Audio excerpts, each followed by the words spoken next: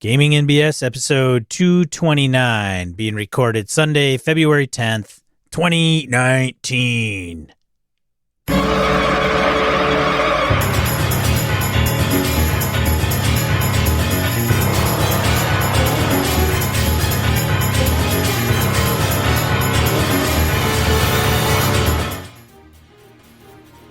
All right, welcome to Gaming NBS, a tabletop RPG podcast. I'm Sean. And I'm Brett. Welcome to the show, folks. Welcome back. Glad everybody's here.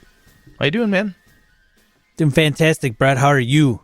Not bad. We've got another snowpocalypse thing coming, apparently. Snowpocalypse, polar vortex, Hoth. Yeah, death. I don't know. Get your tauntauns. Start gutting them. Whatever it is you do. Yeah, you know.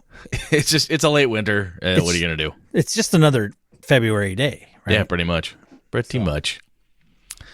Let's see. Do announcement-wise. Oh, so Awesome Dice. We're still doing Awesome Dice?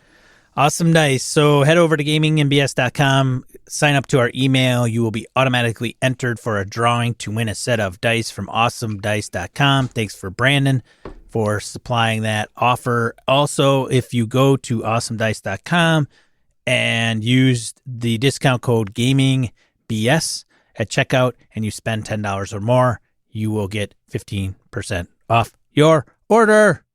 Very nice. So check them out. Gary Con is coming up pretty damn fast. So Sean and I will be there. A bunch of other folks will be there. If you see us, feel free to stop us. Say hey. Be great to meet some listeners if anybody's there. I am. I thought I had my list here. Are you running or are you just playing? Just playing. I am. I'm going to run some off-book stuff. Yeah? Yeah. Well, okay, that's cool. Because Susan is bringing AJ, and I think Ilana wants to come this year. I'm not sure. But last year, I ran an Avalon game with AJ, and Ray Otis was there. And Ray's going to be there again with his new bionic elbows, so that'll be cool. What did you do, Ray? So we can. So I'm hoping I can get him back, he and AJ back together for a little Avalon game, and that'll be fun. So what do you got? You running, or you just playing, or what are you doing? Man, I am playing this year, and I am playing as I pull it up on their web pages. My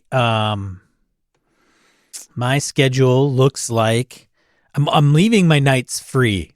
Hint, hint, ladies and gentlemen. Smart man.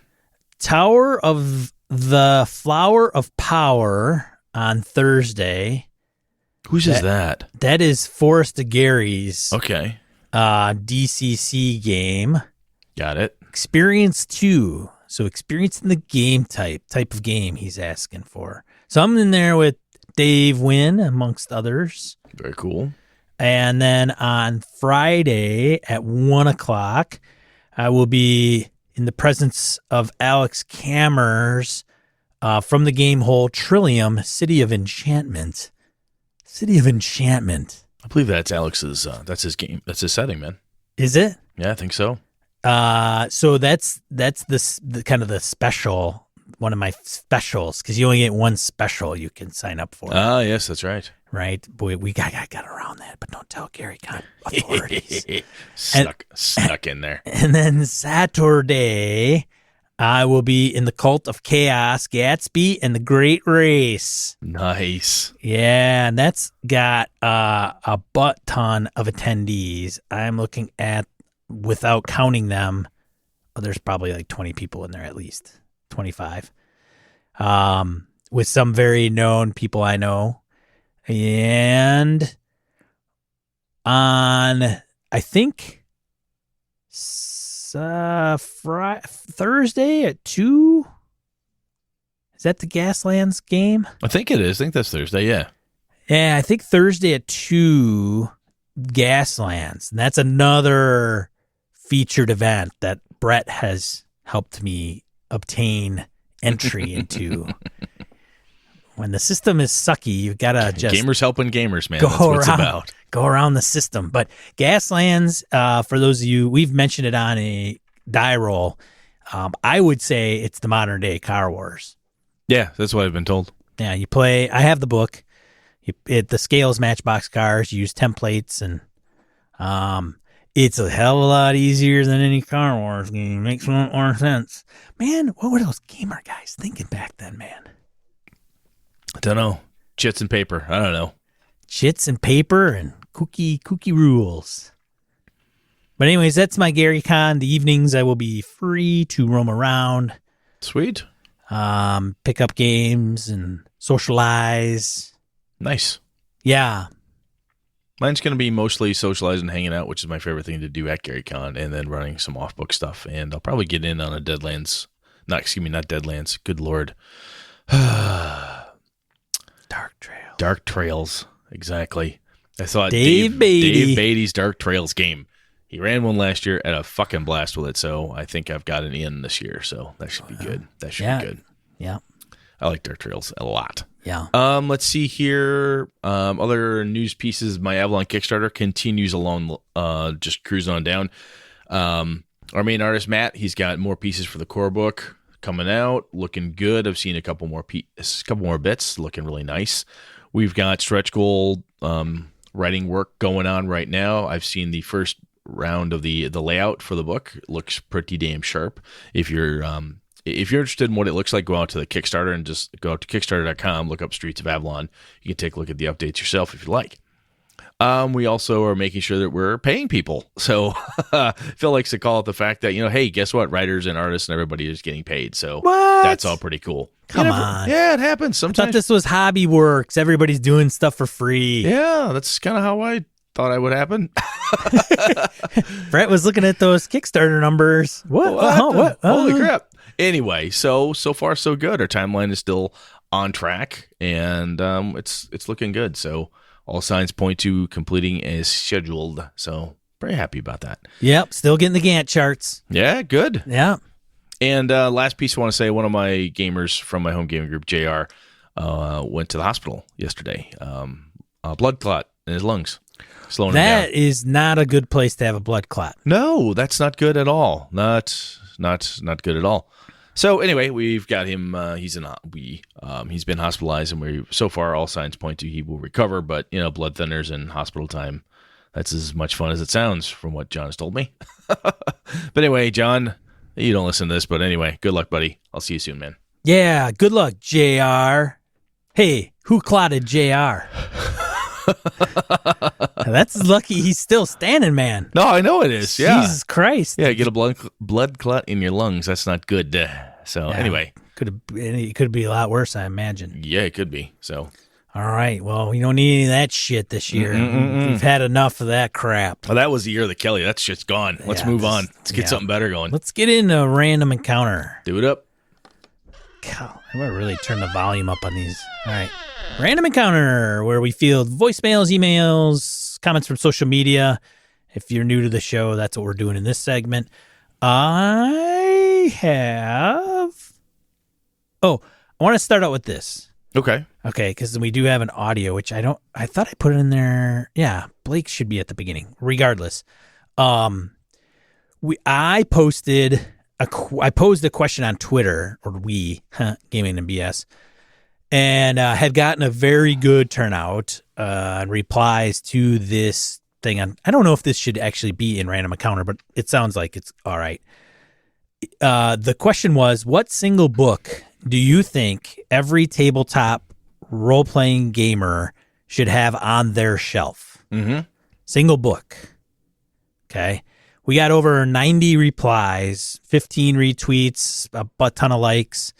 And so there's a list of we'll have a link in the show notes for those of you on Twitter that want to chime in. We also posed the question on our Facebook page as well as our Patreons, and got some very interesting ones. Most are not role-playing game books. Yeah, I was actually really happy about that because there's a lot of good novels, fiction, nonfiction, lots of good stuff out there. And I was hoping when you threw that question out there that we wouldn't just get, you should have, Rollmaster and D&D First Ed. I don't care. Not that I don't care. Obviously, I care enough. We've been doing this podcast for a while. But, I mean, that's cool, but I'm wondering about the rest of it, all that supporting material. It's kind of almost like our Appendix N, if you will. What are those books, those tomes that people are reading that they think other people should take a look at or consider? So it was pretty cool. It's a damn good list. 90 plus replies, man. It's pretty good. So it's still going, I think. And what we're going to do is I will put together a document to offer everybody for free, of course, and everybody can just reference it. What I also liked about the list was there were the very, hey, I like this book or I like that book. Many or some actually went into why. Like, hey, I like this book because it's really awesome about this. And so if you need some inspiration, some guidance, maybe a fire to be lit under your buttocks, and you're looking for that one book that somebody may want to offer, I called it Appendix M because it's better than N. And then Mr. Camera corrected me, why not O? And I'm like, yeah, that would probably make more sense. So maybe Appendix. Oh, well. I know I'm really dumb. Appendix O. But rather than go through 90 replies, we're going to keep it going. I'll keep adding to the document. And we'll put it out there on the interwebs. And what I think we'll do is once it's done, once you get the cutoff, I'd like to go through and pull out some of the more unique ones or things that I've, that type of thing. It'd be kind of neat to share some of them on the show, so we'll do that. Yeah. Oh yeah, we could probably name like 3 every episode and have enough for the whole year. Shit, yeah. Now the other thing that was really nice, and Sean pointed this out to me just before we got on the mics, is that our listeners are awesome. So the men and women who are responding to this, there was no, oh, you like that book? You're an idiot, or that book is fucking stupid. Everybody played nice. Everybody's being very nice and very polite to each other. So thank you all very much for that, because that's just awesome. Yeah, hey, I was going to say that, but since it's already been said, I'll say this. There's been some that said, hey, I love that book too. It's really awesome. Yeah, it's a great series. Some tried to squeeze a trilogy out of it, and well, like this for this and that for that. I'm like, no, wrong. One book, please. One book and one book only. God damn it. That's right. One book to rule them all. But anyways, cool. Thanks for everybody. And if you're interested, again, go onto the Twitter. And even if you don't have a Twitter account, I think you should be able to just look at the list. It's got some really good choices there. Yeah. So there you go. We have, I get this out of order. I'm going to fix the order here. Okay. We've got an audio one. We do have an audio one from Blake Ryan. We'll lay it on me, brother. From down under. G'day, this is Blake Ryan from Australia, just responding to 228 Tactical Combat and RPGs.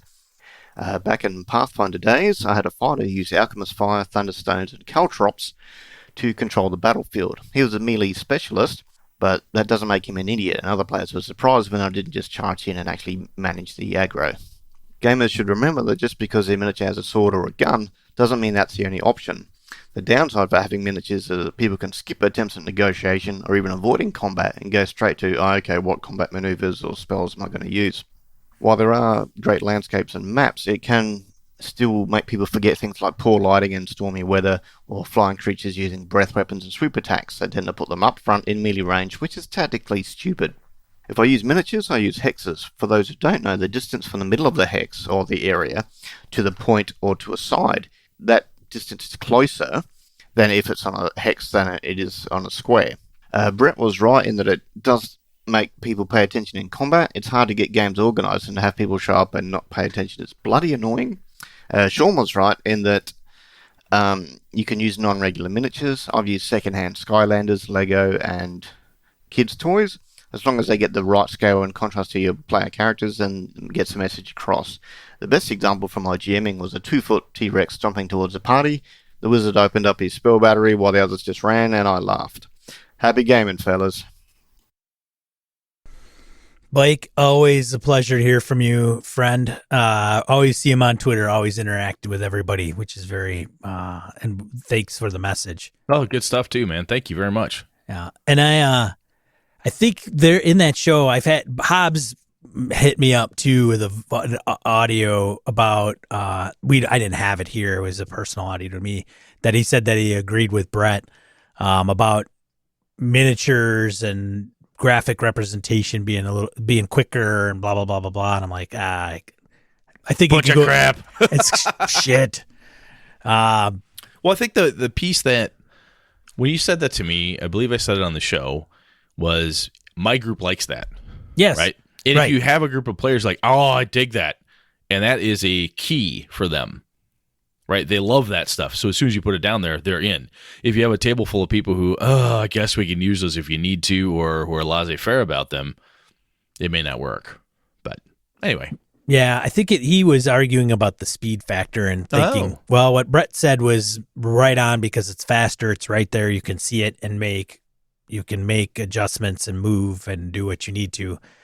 My argument would be if you were to put an counter side by side and said, okay, where do you start the clock? Click, and if it's, okay, well, I got to throw down a grid, then I got to throw down pogs, miniatures, whatever. Oh yeah, then, there's the setup, the physical setup versus. Right. So if somebody said, well, if you remove that, then it's faster. Yeah, okay, maybe, sure, it could be. So you could slice it anyway. There isn't any wrong answer. I'm right. No, heck no. Yeah, so I'm right. And yeah, so I know it's cool. It was so gracious of you to give me the win on that one. I really liked it. It made me happy. Yeah, I'm right anyway. Okay, So. Anyways, moving on. Thanks, Blake, for the audio message. Brett, you want to go on with Aaron? No, I'm going to make you do it. Aaron C. All right, fine. Emails us, hey, Brett and Sean, I've been listening for over a year and really enjoy your podcast. I wanted to ask if you guys had any advice on how to play test material in a really effective way. So there's your topic, Brett. Nice. I am designing a small story game that is coming out this summer. And although I have been playtesting my game, I know that I can do it better. Brett, with Avalon being developed over many years and a successfully funded Kickstarter, congratulations, my friend. I was hoping you could share some knowledge on the do's and don'ts of playtesting games and getting valuable feedback from players. Also, if I'm allowed to plug, if you'd like to see other projects I'm involved, I play in a live 5e game on Twitch Sunday nights at 6 p.m. Eastern Standard Time. It's called The Lens of Alair. I think it's called Alair or Alari, maybe Alair. And we actually use Roll20 at the table at our FLGS, the Freakopolis Geekery. You can find that stream and other games they play at twitch.tv/Freakopolis. Additionally, I am a part of a Kickstarter for Zine Quest 2019 called Harrowings from the Rime. We are working on a zine of Arctic horror fantasy adventures with a lot of new and up-and-coming game designers trying to break in onto the scene. It is mainly system agnostic, but some of it focuses on using the Epic of Dreams role-playing game by Drew Cochran, who created this project. We'll have links in the show notes. Show notes, not the show nuts. Thanks for the great show and all your hard work. Thanks, Aaron. Thanks, Aaron. That's actually a good...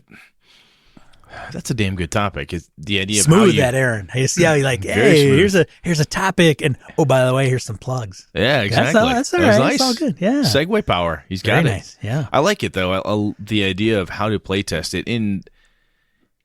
Yeah, I like it. I think that might very well be next week. Let's see how we do. Yeah. All right. Now, would you like to go? Now I shall. Okay. James Carruthers from BC offers an option to Michael Drescher on Low Magic. Hey guys, quick note to pass on a possible option for Michael D, depending on his taste definition, who's looking for a Low Magic D&D in episode 226. Try Adventures of Middle-earth for 5e. Even if you're not looking for the Middle-earth setting and feeling, I bet you could transpose its classes, monsters, and a few other bits of conceits into your own setting for a 5e game with low magic rules. It may or may not scratch the low magic itch for Michael D, but I thought I'd throw it out there as a possible variable option. Personally, I think, in my opinion, it is a lot of fun. So thanks for all the BS. James, Sunshine Coast, BC. James, thank you very much, man.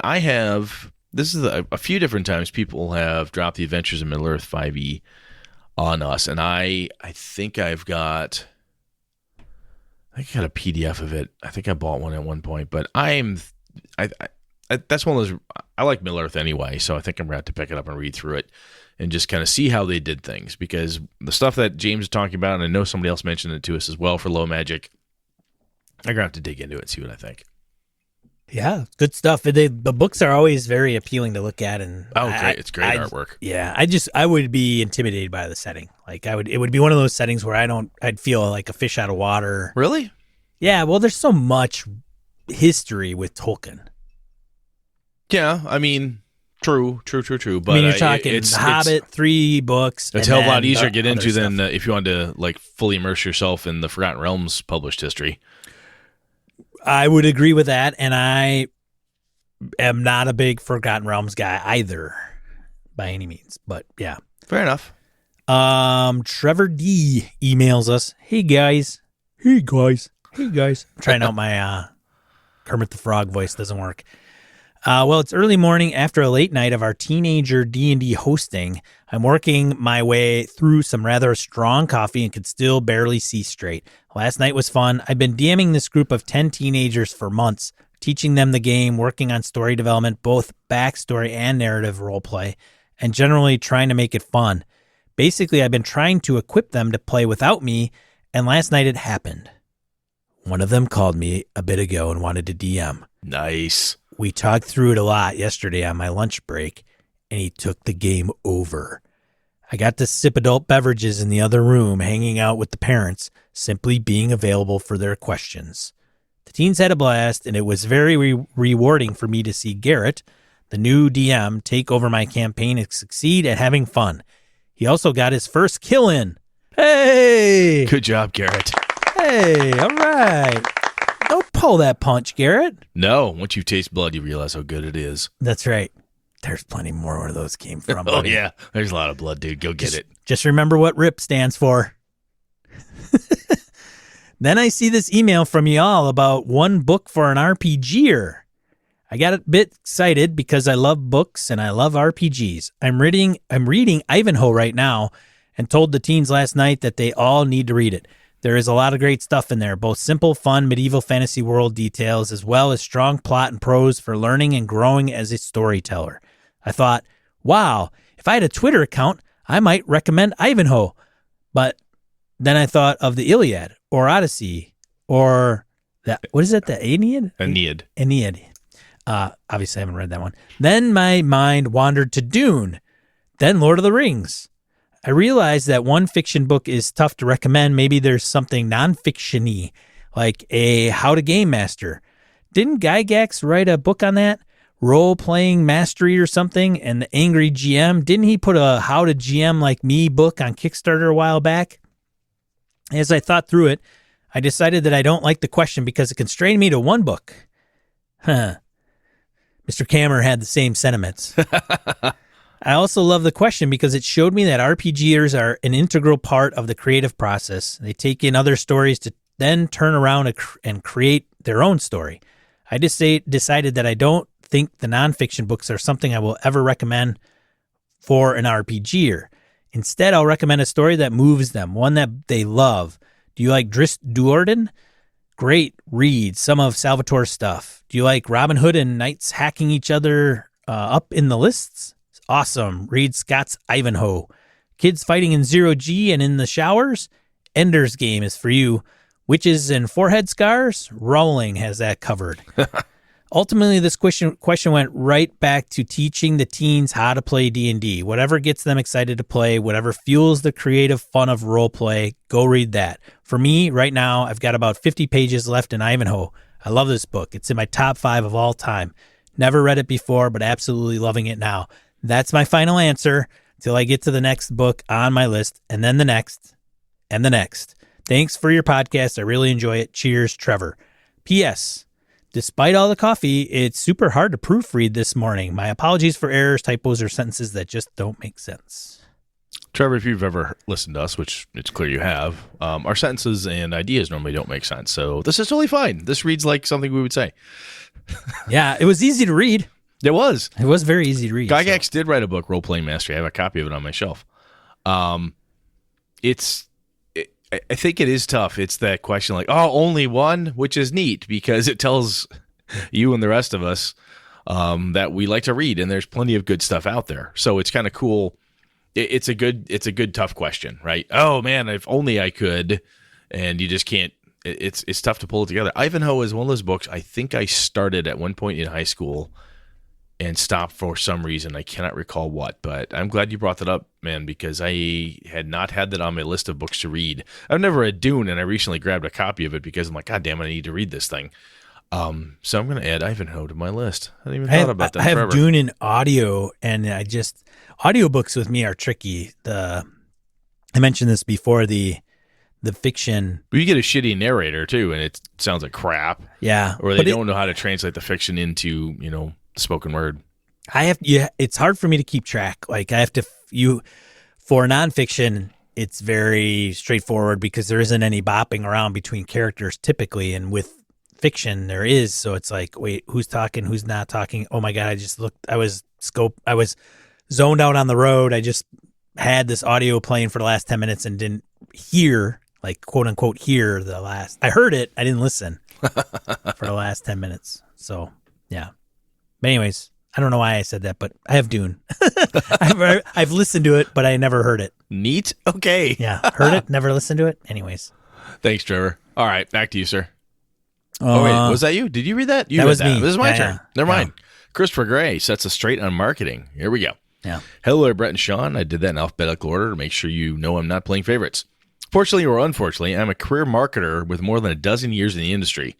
And I have to say that after all these years of having worked with all of the clients I've worked with in all the variety of industries ranging from Fortune 500 to mom and pop businesses, there's no market in existence as prickly and insular as the RPG gamers.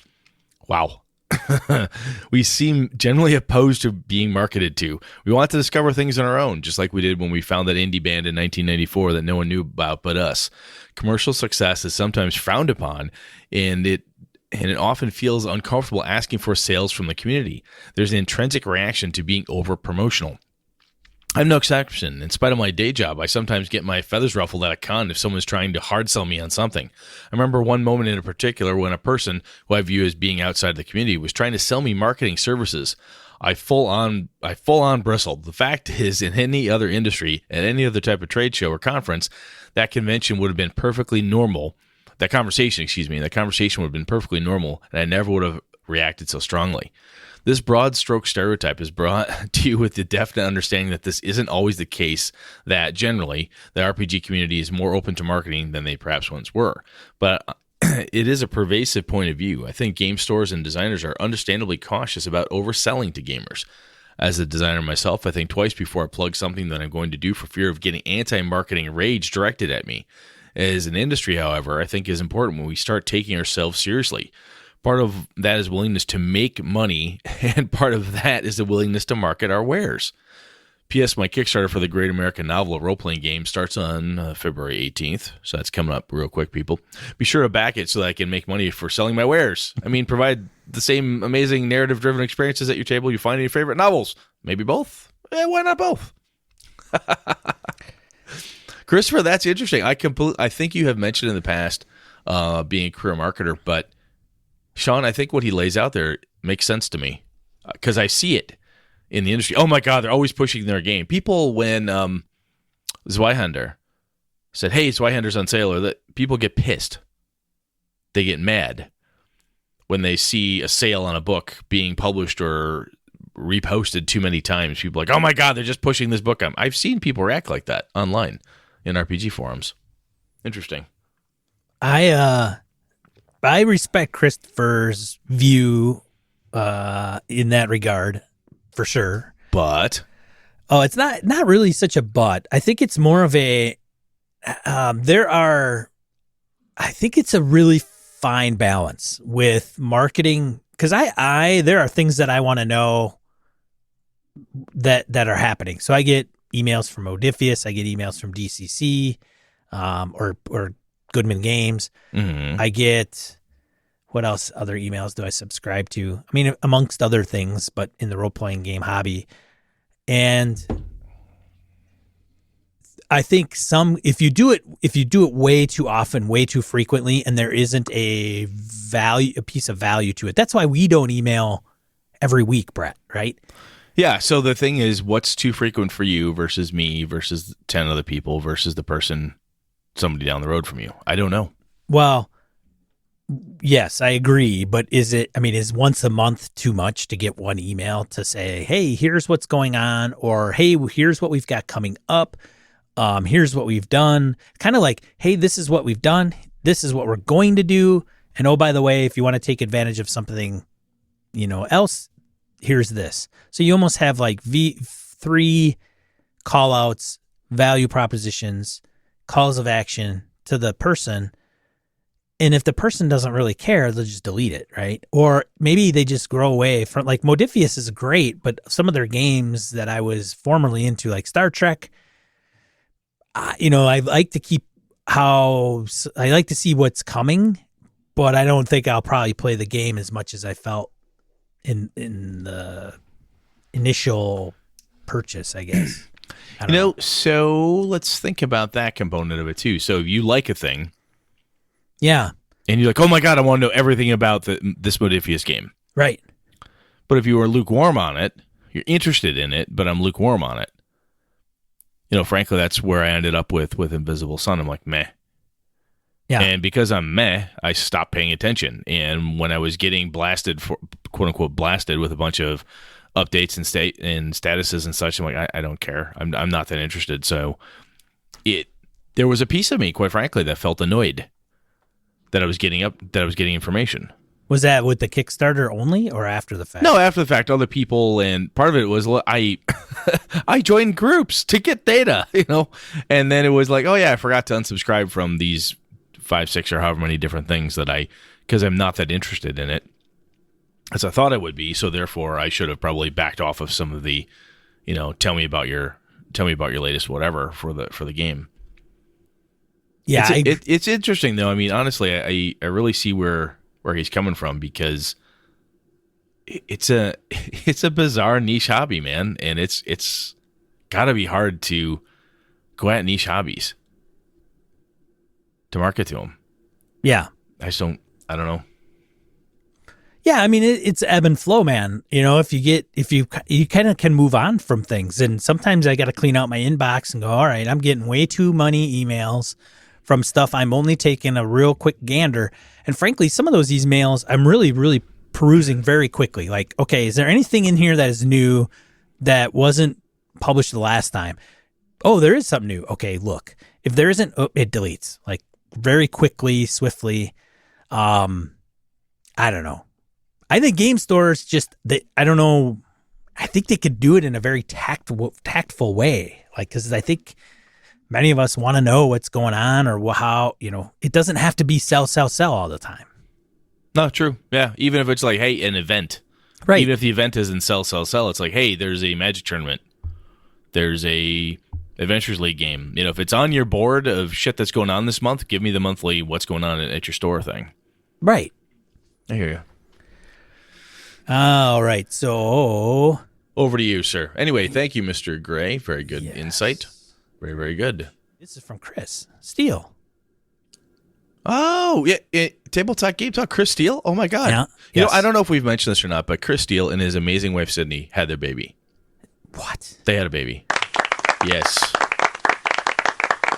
It is adorable. I'm friends with them on Facebook, and Sydney and Chris, I sent him a congratulations text when I saw it, and I got a picture of the baby, so he's exhausted. Like every new parent is. He's like, were you always this tired? I'm like, yes, you're going to be this tired from now until they're 18. So yeah, carry on. Chris Manov has, I think it is the baby's name, Zach? I believe so. Yep. Like Zachary baby of Yeah. Steele? It's just he's adorable looking. So congrats to Chris and Sydney. Yes, congratulations to both of you. So hello, gentlemen. Chris writes, Michael wrote you an email in episode 226 on low magic D&D, and since I'm sleep deprived, new baby, I decided it was time to have an opinion. D&D 5e as written is high magic from the player point of view. Oh, there you go. He has said it, so it shall be. Yeah, it's Chris Steele. I mean, how do you argue with him? Table Talk Top Podcast. He's the host of that. Go check it out, people. It's a good cast, man.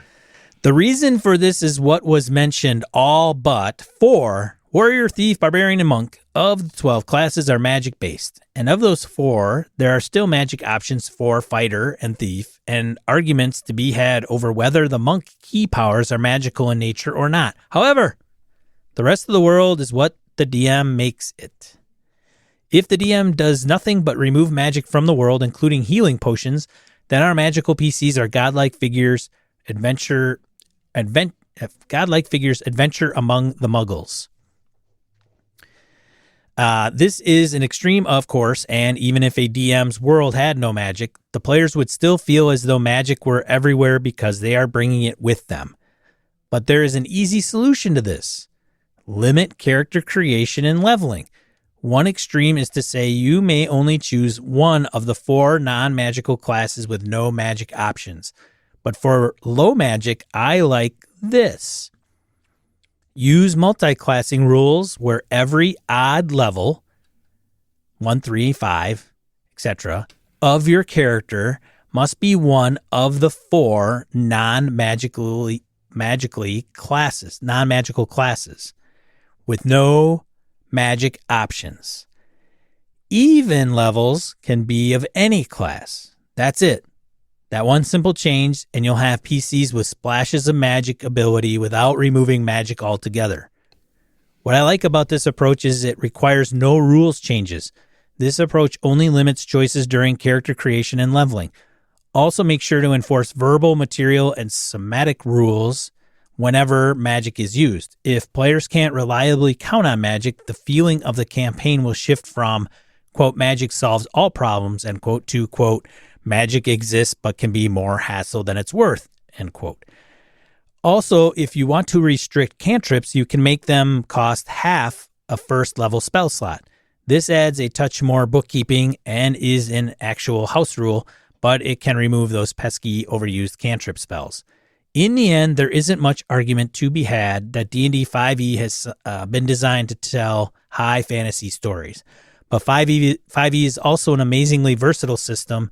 So with a few minor changes, you really can run any game you want without having to learn an entirely new gaming system to, quote, play something else, end quote. Good point, Mr. Steele. I like it. Yeah, thanks, Chris. There you go, Michael Drescher. You got some more things to noodle. Yeah, more opinions. Good stuff, though. Very good stuff. All right. So who's up next? Edwin? Is Edwin's next? It is the man from Maine himself. Looking. Ah, yes. Edwin Nagy emails us with a correction. Greetings, BSers. 2 bits of info and a comment. Fear of a Black Dragon, while a fun podcast, did not win the Emmy. The information on that episode of the podcast leaves a bit to be desired. The Emmy was won by the Miskatonic University podcast, which, since I help edit it, is close to my heart. Friend of the show, Alex Kammer, is hard at work on another adventure for Frog God Games that has a significant portion on the water and exciting section under the sea. I am managing the project and have been barely holding my tongue as you've been speaking about the lack of adventures doing these things. But now I have permission to speak. Since I'll also be handling the 5e content, I expect to get quite familiar with underwater and shipboard rules. We'll still have some months from the Kickstarter, but keep your eyes open. It's looking to be a grand adventure with at least 3 major ships, a few islands, and an underwater dungeon crawl. Arrgh! Finally, as you were talking about how you would mod 5e for low-powered magic, I was thinking it might be fun for you to occasionally challenge the listeners to a hackathon. How would you modify travel rules for Seafaring Golden Age of Pirates game? Or how would you modify 5e for low-power magic? A collection of user ideas might be a useful tool set that GBS could store or might lend to fun discussions on an episode. I was also thinking that along with GURPS, Fate, and Powered by the Apocalypse could easily be used for low magic, or any level really. Just 2 more examples of generic systems that could easily be used to scratch and itch. Over and out, Edwin. You know, Edwin, I did know that Alex was working on that. I'd had at least not all the bits and pieces. I knew he was working on Adventure for Frog God. Good Lord, can't talk. Frog God Games. His Facebook post, he talked about the Sawahin and a couple other watery critters. But wow, what you've listed there is more than Alex ever let slip. So that's gonna be good. When that Kickstarter hits, I guess we're gonna have to throw some money at it. And Fear of a Black Dragon won an Ennie. It was just the silver Ennie, Edwin. Oh, they won a silver Ennie. Sorry, it didn't specify, and I should correct myself. Well, apparently, if it's not gold, it's nothing to Edwin. You're either first or you're a loser. Touche. That's Edwin's approach. Yeah. Totally speaking for Edwin. So now when he sees me, like, you dick. Edwin gets up and pisses excellence. I'll tell you right now, though, the what he just meant with the hackathon ideas, Sean, that is something we could throw out there and we could collect and post. I think that could be kind of cool. I will take that and see what I could do to turn it into something that's doable. Edwin. Not even a contest per se, but just something where people, when we have these cool things, like Chris Steele's idea and a couple other people's ideas, it'd be neat to have some kind of World Wide Web-based database of some sort where we could keep all this crap. This would be kind of cool. That's a neat idea, Edwin. Damn, that's a good idea. That guy. That guy indeed. Jeez. Thanks, everybody. Thanks, Edwin. Hey, buddy. See ya. Oh, yeah, I hope he's at GaryCon. But thanks, everybody, for writing in. Good stuff, as always. Let's get to the main topic, Brett. Yeah, let's do it.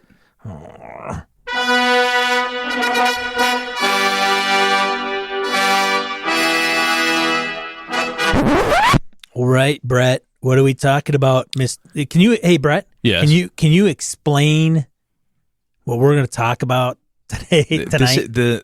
This is beyond your ken or any person's ken. This is no, I can't. There's just no way. So we're just going to talk, but we're not going to explain what we're talking about.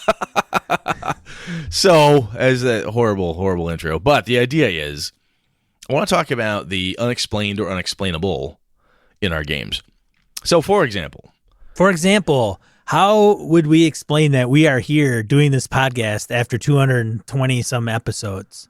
It's unexplainable, Brett. More or less. That's true. Unexplainable. It is rather unexplainable, really, now that you mention it. That's a good example. I'm just pointing out an example.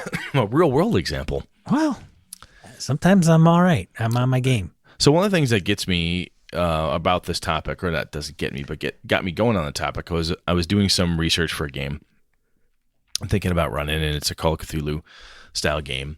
I just picture Brett in a big library, dusty tomes stacked up in front of him on this plywood rudimentary desk with 2x4s holding it up. I could totally go for that, man. That'd be awesome. Doing research. I love bookstores and libraries, man. That's just anyway. So one of the things that Call of Cthulhu has is it often deals with unexplainable or the unexplained. You have these various eldritch powers, deities, beings that operate on a level we can't grasp. It's almost similar to in D&D worlds, like a lich or a vampire lord or a god or great demon lords or devils and such. Their minds do not work as ours do. In the Cthulhu mythos, you have gods like Nyarlathotep and Azathoth or Cthulhu, the Great Old One. They do things that literally make no sense to our human minds. And if you're like, okay, that's yeah, I get that, and that's the type of game and so forth. But the other thing that I was talking to Sean about this after last show we recorded, and another piece that it's interesting. It's probably a piece that's very genre specific, but you look at a horror movie. Let's take a look at one of the Halloween movies, Friday the 13th, Nightmare on Elm Street, any of those old classic ones. So let's take Jason, the guy in the hockey mask, kills people at Crystal Lake or wherever the hell the campground is. Throughout the movies, there are some explanations as to how this guy came to be who he is and perhaps why he does what he does. However, there is no clear-cut, he's just like this, therefore, drive a stake through his heart, cut his head off, stick a clove of garlic under his tongue, and he goes away. The way it operates and how it ends but doesn't end, and there is no solid, very satisfactory answer as to how the creature was risen and how you could ever put it down, or why it continues to operate the way it does, other than the fact that it's, hey, it's a slasher movie, and if you don't have the slasher out there slashing, it's not a slasher movie. But Sean, are you tracking with me what I'm getting at? I'm tracking what you're putting down. So, Sean, my question to you is, in your games, I know you don't run a lot of horror games, but even in a D&D or a Star Wars game, for instance, you look at somebody like the Emperor, the Yoda even, and the Jedi Council. They're operating in a way, their comprehension of the Force and what it does and how it moves and so forth is beyond anything that the player characters get.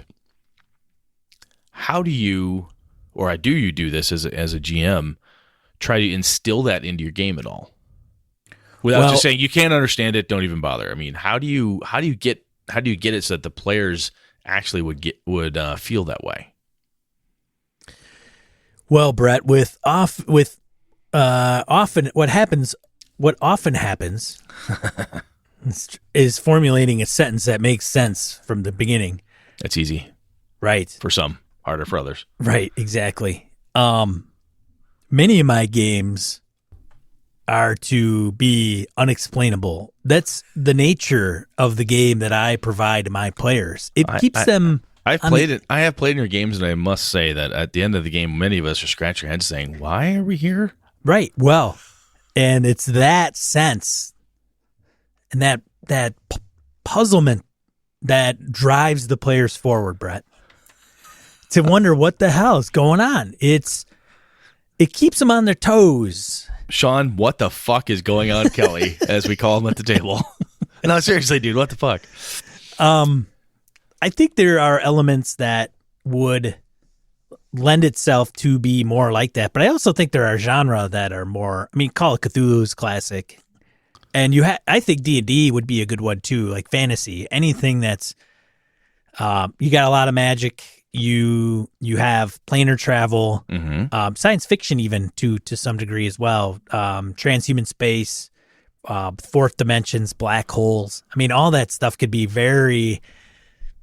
Anything that I think is you can't look it up on the internet and get it's all theory. If it's a theory, it doesn't necessarily mean that it's been proven. So when your players so here's one for you. Yeah. Oftentimes, at least I've experienced this in the past, the characters run up against something, and the players, at the end of the game, at the end of that fight, at the end of whatever, the player looks at you and says, "What the hell? I know my character doesn't get it, but could you explain it to me?" Do you ever not tell the player and say, "Nope, you didn't find out"? Yeah. Oh yeah. Seriously? You hold that secret to your chest, and you'll die with it, and they'll never know. I try really hard not to convey some of those things because I think that we get used to. We like to share the reveal and be, hey. Yes, the reveal. Yes, we want that reveal to happen. And even as game masters, if you've done something brilliant, we want to go, "Oh, look at this thing is really cool. Isn't this neat?" Oh. Yeah. Yeah, it's like, that moment. And I think that I would prefer that the person come to that, on their own. But if they miss it and don't ever get it, you're like, "Well, too bad, you just don't get it."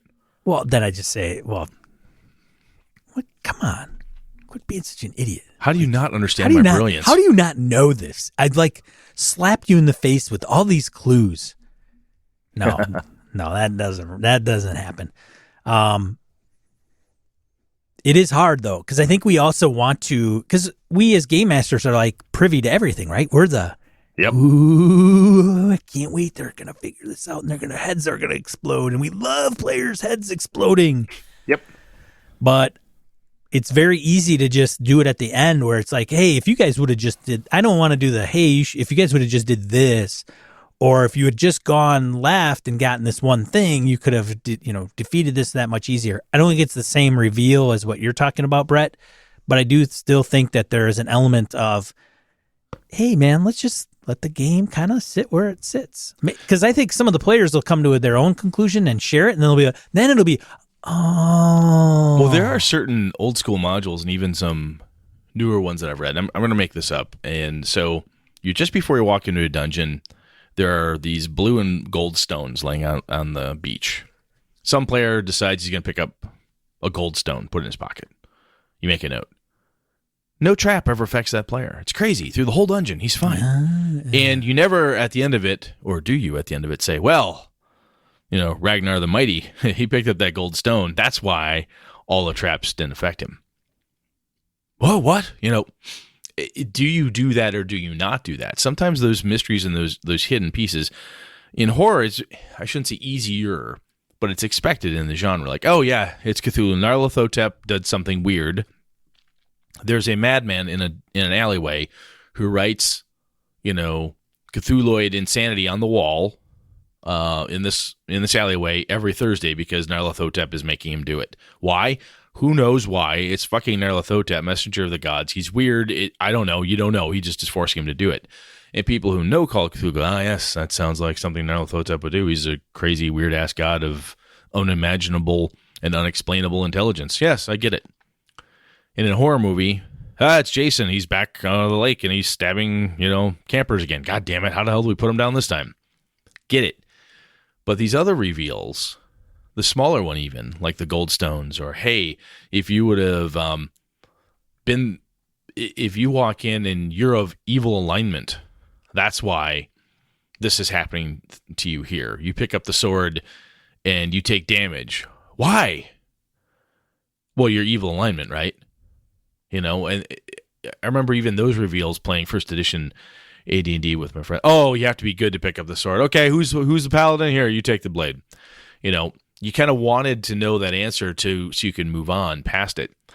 And excuse me, sometimes mucking around trying to find out what the truth is, sometimes it's frustrating to players, and players will look at the game master and say, can you just tell me, because I'm getting annoyed, I'm getting frustrated.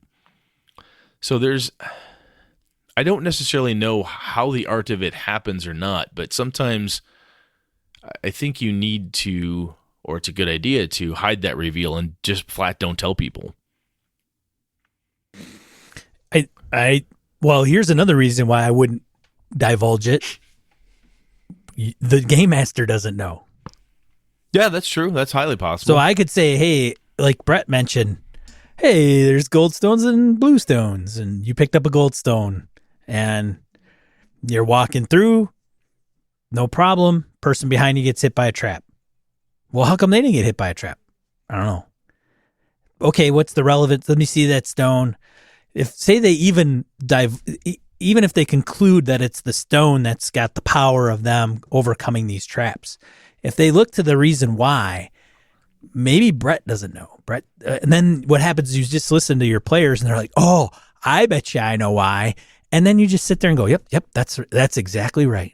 Yeah, a manticore bled to death on a beach, and wherever his blood splattered, turn the stones to gold. Yeah, that's totally why that happened. Yeah, that's totally it. Yeah, bingo. And then you write it down, and then it becomes part of the thing. Like, hey, I can't believe they came up with it. I can't believe you guessed that answer. Yeah, that's the old game master's trick of put them in a situation you don't know the answer to, and then whatever the best answer is, magically it turns out to be the answer.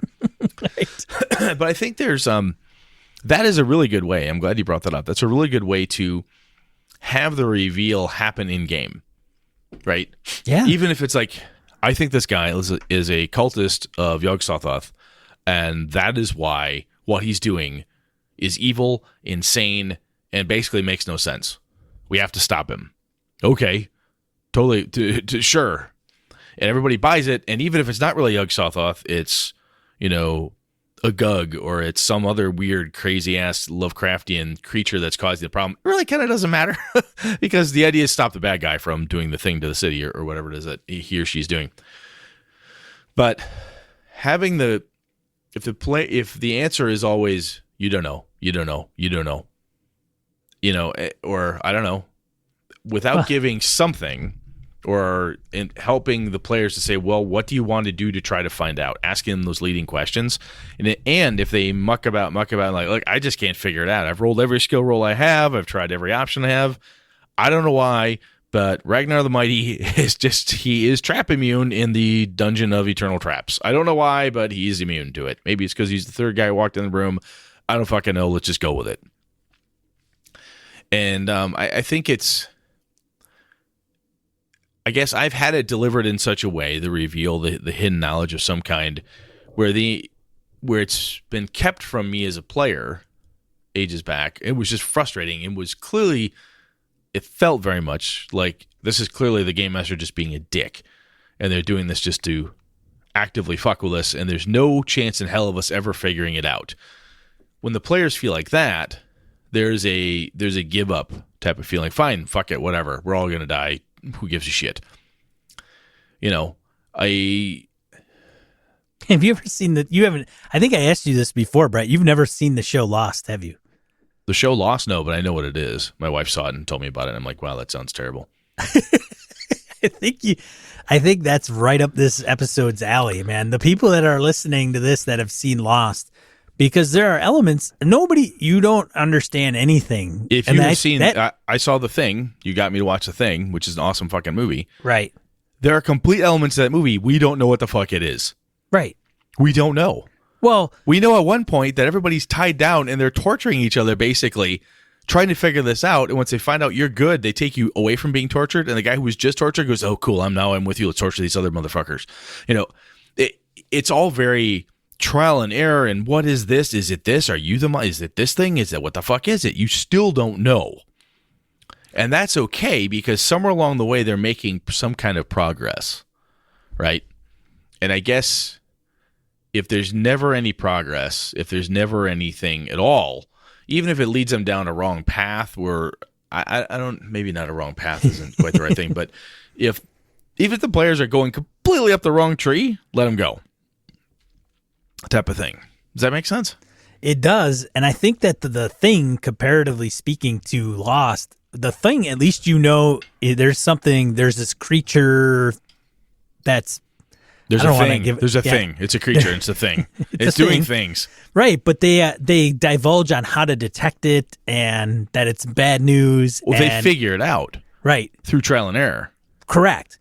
With Lost, the intrigue behind Lost is that nobody knows what relevance to anything in the beginning. And then as things are divulged, you think, oh, there's something to hook and sink your teeth into.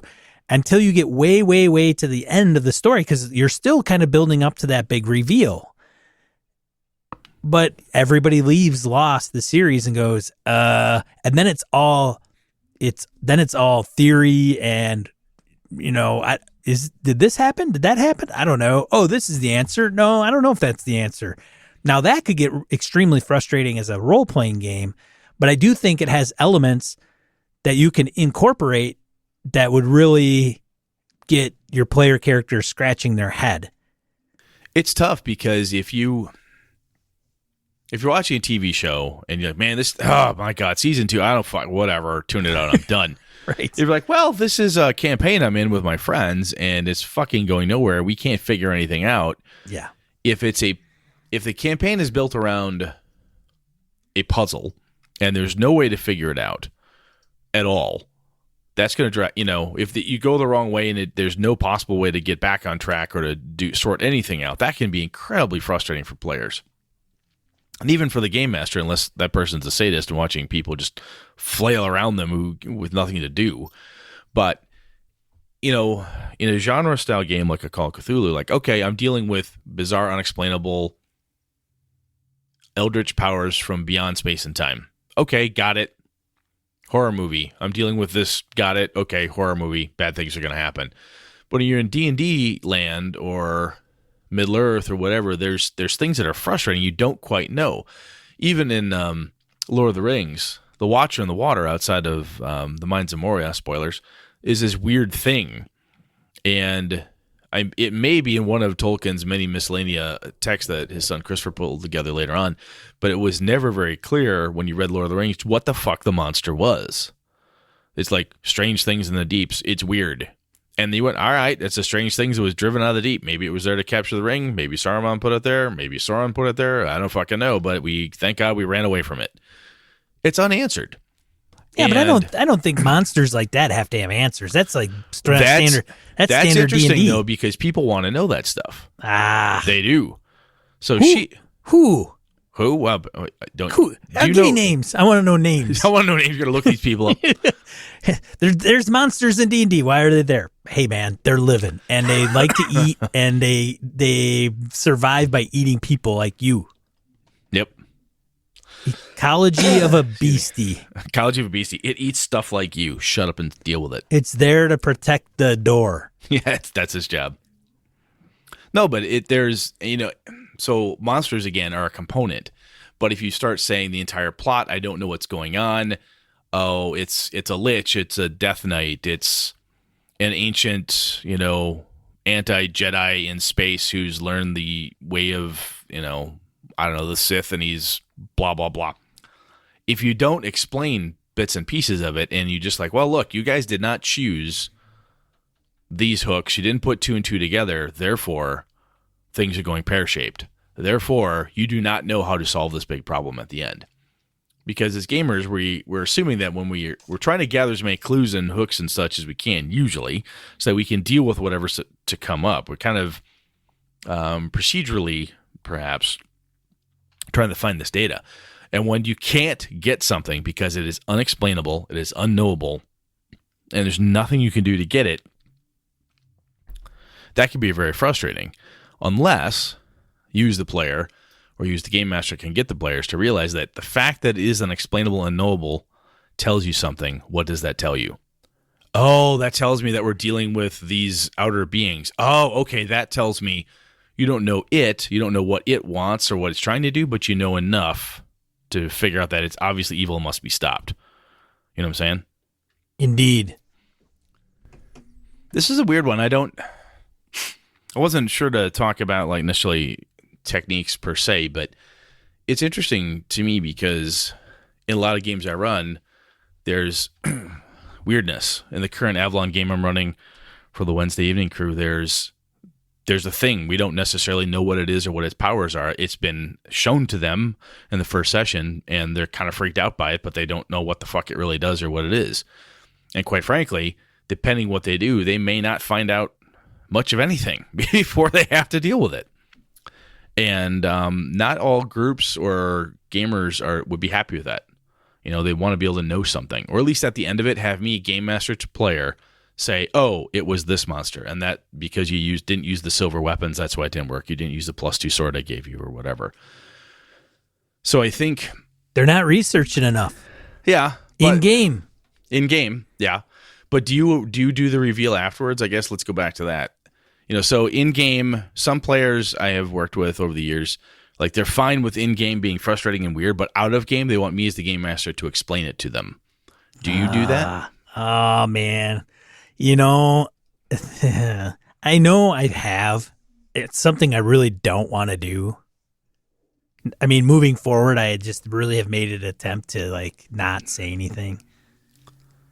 It's hard not to, though, like you said, because there's this cool, wonderful stuff. If you're running a pre-gen adventure and you've read it, you're like, oh my God, there's this clue. There's this cool thing. The monster, the creature, the bad guy, the person is doing this because of X. Oh, if only you guys would have found this out. It's hard not to tell people that, man. It is, because you want to share in the big fun. Yeah, and they want to know that. They want to be in on the big fun. True. I think it's a tough call because at the end of a convention game, when I run Trail of Cthulhu, the last couple of cons I've been at, I've explained a few things to people because there is a logic and a reason behind something. Right. So I've said kind of the game ends and then I run the scene after. They're not in it, but this is what happens next while you're not there. Here's the aftermath of what you guys just did. And then through that description, like, oh my God, we didn't solve the problem. No, you didn't. Ah, fuck. And then they can walk away. It's kind of like that spoiler after the credits are done, where the hand crawls back out of the earth type of thing. One-shots are a little different, too. One-shots, I wouldn't have a problem. But you can do the same type of thing in a campaign, is once it's done, everybody's, what the hell? Aftermath, 5 years after this happens. Oh, fuck, we didn't save anything. 5 years after, everything's just exactly the way it ought to be. Wow, we won. I'm not sure how we did it, but fucking hey, we won. And maybe that's a way to get people to calm down. I don't know. It's a weird idea, I guess. At least it feels weird to me because we often truck in this stuff like, oh, it's unexplainable. Oh, it's alien intelligence. Oh, it's from beyond space and time and such. And the number of times I've had people trying to run Call of Cthulhu games for me with creatures that are beyond space and time running very mundane scams. I'm like, why are they doing this? I thought they were like otherworldly and super powerful. It just feels awkward. And there's a trick to taking something that is alien in thought and an approach to its existence and rolling it into a game. And it's not easy to do. And I don't know if everybody even wants to have that, if they would rather have the explanation. Huh. Anyway. So if you're a player, Mm-hmm. posting this out to the listenership, the BSers far and wide, would you want to know? Yeah, I guess that's kind of my question. Really, is it the unexplained, the unexplainable, the unknowable, whatever? Do you want your game master to explain to you at the end of the game, or player to GM? Do you need to know it in game? Do you thrive on not knowing that stuff? Is that okay? And I think the other question I'd have to game masters and to players as well is, how have you either kept the secret or revealed it appropriately or even inappropriately if you've made a mistake? You've done it when, crap, I shouldn't have said that. It's just interesting. And I'm it's one of those pieces, I guess pieces of the hobby that I think about periodically. I don't have an answer for, and I don't really have a clear, cohesive thought on it, which is probably obvious if you've been listening for the last X number of minutes.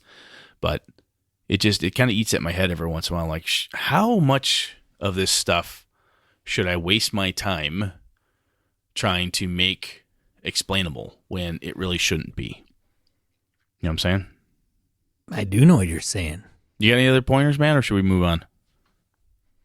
No, I don't know if there's necessarily pointers. It's just a where do you feel comfortable as a game master telling your players and what kind of group you're running and what game, like what kind of game. Is there an ultimate reveal? I think that's all these factors kind of come into play on how you handle it. If you run a science fiction game and you've got this weird beastie that does weird things, and you don't want to like make it so obvious to your players, maybe, and you have to build it up as they come across clues. I mean, I think that's the way a lot of suspense games are handled, and I think that's cool. But if they don't get it, then what happens? Is it a big deal? Do you want to explain to your players after the fact? I mean, everything you mentioned, Brett, but I think it's a case-by-case basis. So I'm just curious, like, from people that are listening to this, where do you draw the line as a game master? As a player, how much do you want to be kept in the dark because you like the mystery behind it and try to solve it yourself? Because I know some people are like, if I told my wife she'll watch a show and I'm like, oh, this is what's happening, she was clueless. If I say anything that even hints to the reveal, she gets all mad. Yeah. Because I'm spoiling it for her, right? Okay. And so when I just sit there and she comes to the end, and it's to some people, it's like, yeah, that was you kind of got that from like scene 2. But you just sit there and go, oh yeah, see, look, oh my God, that's crazy. So my wife, on the other hand, at a certain point, if she's frustrated with a movie or it's kind of dumb, I can't remember what the hell, we're watching a movie this weekend, and she's like, you know what the ending of this one is? Yeah, I think it's this. You want me to tell you? Yeah, okay. All right, let's see if you're right. It turned out I was right. But it was just one of those, sometimes it's like, it's fun to not know and have it revealed, and other times, I've watched movies where the ending's very unclear. And some people can't stand it if the movie doesn't end up in a nice tight bow. Like, hey, everything's understood. At the end of it, did he win? Did she win? Are they dead? Did they go to heaven? Is this purgatory? What's going on? Where's this? What happened? An ambiguous ending of some kind can drive people bananas. I'm just kind of curious because it's not necessarily anticlimactic. It's almost anticlimactic, but it's in a certain point when, especially in a game, you feel like I missed something.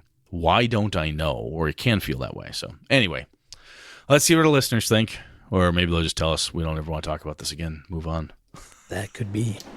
That's true. Tyro!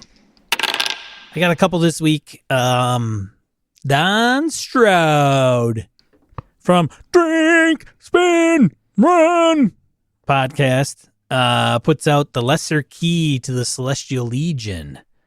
He's got a Kickstarter that is funded, I believe, and ends February 27th, 2019. I imagine after the fact, you should be able to get it through drive-through, but I don't know for sure. Yeah, he needed $450. He's at $4,840, so he's funded. He's sandbagging. It was funny. He's like, if you're this, the book is written, art is paid for, the only layout, blah blah blah. And the next statement was, if you're this close, why a Kickstarter? The low goal for this project covers a small print run of just 100 copies that the funding will allow me to print physical copies of the book. If more is needed, the funding will cover that need. Right. Neat. So right? He talks about it generates angels to interact with clerics and other PCs. It generates things like vestments, holy days, and other sweet aspects of worship. It suggests duties for your cleric to do, like exorcisms, preaching, etc. It generates relics of the saints. It probably does a little bit more. And so if you'd like a PDF or you want to back that thing, feel free to check out Don Stroud's The Lesser Key to the Celestial Legion. And then the second one, just something I saw on Twitter that some of our listenership BSers would be interested in. Judge Dredd. You're a big fan, aren't you, Brett? I'm not a huge fan. I mean, I watched the Carl Urban movie, the Judge Dredd one. That was cool. I read a few of the comics. I think I might still have a couple left back in the late 90s, early 2000s when I was still reading comics regularly. But Judge Dredd was kind of this crazy ass dystopian nutty thing, and I am interested in it. I don't know if it's, speaking of like AP that may be intimidating, part of me looks at it and goes, should I? What do I want to get into this? I don't know, so. Yeah, so we'll have a link to an article on 411 Mania that mentions a little bit about the system, like